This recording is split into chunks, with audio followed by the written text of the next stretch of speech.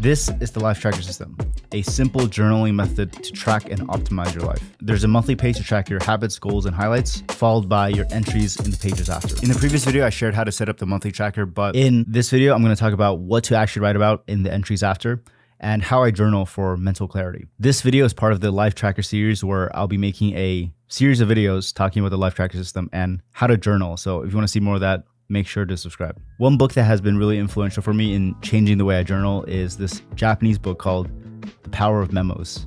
Memo no Maraku. It was written by this Japanese note-taking expert and entrepreneur who founded multiple successful companies, and he credits that to this similar note-taking method. After journaling for 6 years now and filling 6 notebooks, this is one of the most sustainable ways I've found to make journaling easy and practical. It hasn't been translated to English, but I'll share with you the main idea in the journaling section of this video. If you want to get right into the format, you can skip to this timestamp right here. But first, I also wanted to share one useful tip with journaling. So if you're new to journaling or you found it difficult to keep up with it consistently in the past, one thing that's been really helpful for me are journaling prompts. I basically have these journaling prompts that I try to answer every single year, which captures my state of mind. And I also have these journaling prompts that I've collected from different books that I've read. It definitely makes it easier to just start writing because all you have to do is just to respond to a journaling prompt. And it often leads to unexpected insights and even memories that I thought I forgot. So I definitely recommend checking out some journaling prompts. I created a Notion template with 100 of my favorite journaling prompts that I've used over the past 6 years. And it's sorted by different categories. You can get it on my website or this link that I'll put right here. It's on sale for $5, which helps support the channel. There's a FAQ and also some other resources in the template.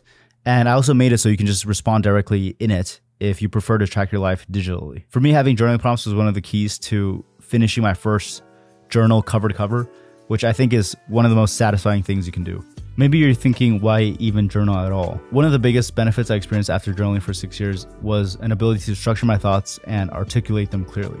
Because I journal on pen and paper, it's forced me to learn how to structure my thoughts logically and linearly. Compared to journaling on the computer, I can't really just move paragraphs around or delete paragraphs or entries that easily. So I really have to be more mindful when I'm writing in my journal. I definitely think it's a really good practice and has helped me be a better thinker and speaker overall. Also, there's been times where I feel overwhelmed or even lost, like what path I should go down.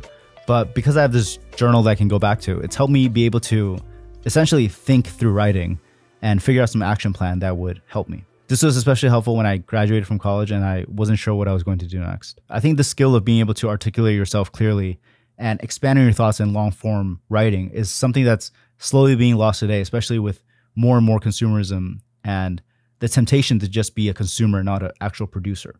And so having a journal helps you become a producer and to be able to express your thoughts to yourself. It's really interesting to go back and flip through my different journals for every year of my life and see what I was doing and what I was thinking in response to sometimes even the same prompts. Like I can see that my perspective has changed significantly over the past few years. So it's helped me not get too stuck in a certain mindset and be open to different ideas and experiences. So I think it's really valuable and really rewarding to keep a journal. All right, but to actually show you the format that I journal in, it pretty much looks like this.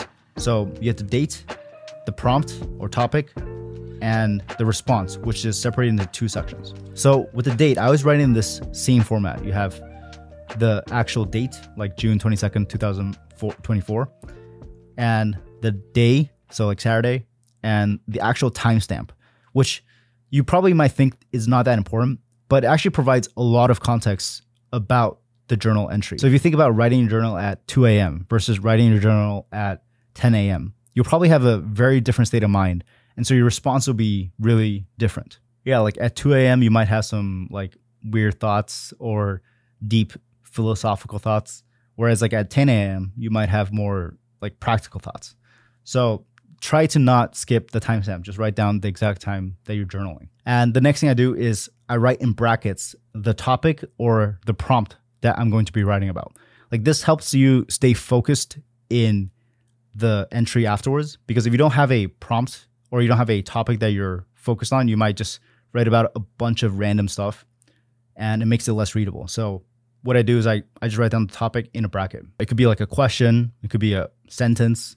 It could be like one of the highlights for my monthly page that I want to write more about. And after that, I write the response. So the response is separated in two sections. And the reason why it's separated into two sections is actually based on an insight from that book that I mentioned earlier. So there's actually two types of notes or memos. The first is when you're just writing down facts and providing context. This is actually the origin of the word memo, which is from memory or to remember. It's just writing things down so there's some more context and it helps you remember them later. And the second type of memo is when you're actually trying to extract insights or introspect. In my opinion, this is where the real power journaling comes from, which is introspection. Like, it leads you to new insights, deeper thoughts, and helps you articulate yourself better. So whenever I journal, I separate my response into first the context and then insights. So the context is a objective response to the prompt, like what actually happened, what were the stats. Like if I was just reflecting on how much I worked, I might just write down like different stats of the hours I worked. Like sometimes there are bullet points, sometimes they're a graph. Like previously I drew a energy graph before. Other times it could just be a paragraph, like a diary type of thing. And this actually makes journaling easier because up until this point, it's really pretty mindless. Like there's almost no thought into writing down the date, the prompt, and a factual account of the context. So it's unlikely that you'll encounter any form of writer's block, which from personal experience is one of the biggest things that has stopped me from journaling in the past. Like when I open my journal and I don't know what to actually write about. Sometimes you might just want to be capturing your thoughts on a particular subject. Other times you might be trying to extract some sort of insight or some sort of action plan to do.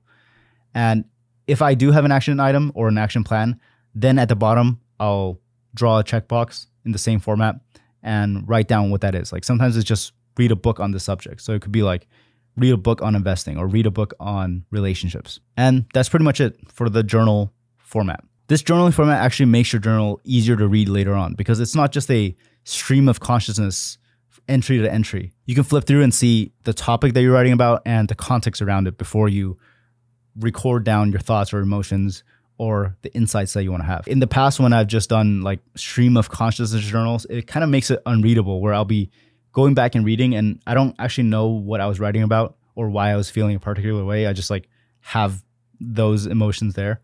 So I would recommend having this format and sticking to it. And I will say you don't have to be really strict in doing this same format every single time. Like you could make modifications to it. You could sometimes still do a stream of consciousness type of journal because the whole idea with the life tracker system is to have a flexible system for journaling to make it sustainable and rewarding for yourself to track and optimize your life. And that kind of relates to the last thing I want to talk about, which is how often you should actually journal. Because the life tracker system is designed to be flexible to you, you shouldn't ever feel the pressure to journal or force yourself to journal. Whenever I've sort of forced myself to journal or made it a daily habit to journal, the insights sort of become weaker and the entries become less readable because I'm just forcing myself to write something so I can check off a habit. And for me, what works now is that I keep up with the monthly page. So like my habits and goals for the month, and maybe once a week or whenever I feel inspired, I'll sit down and write a long form response to a prompt. And that prompt could just be reflecting on my progress over my habits or some highlight of the day. So it's really easy to continue journaling with this format. If you try this out, let me know what you think. And if you have any other questions or things you want me to talk about more with the life track system, let me know in the comments and I'll be sure to talk about that in the next video. But that's it for this one. I'll see you in the next video. Let's get it.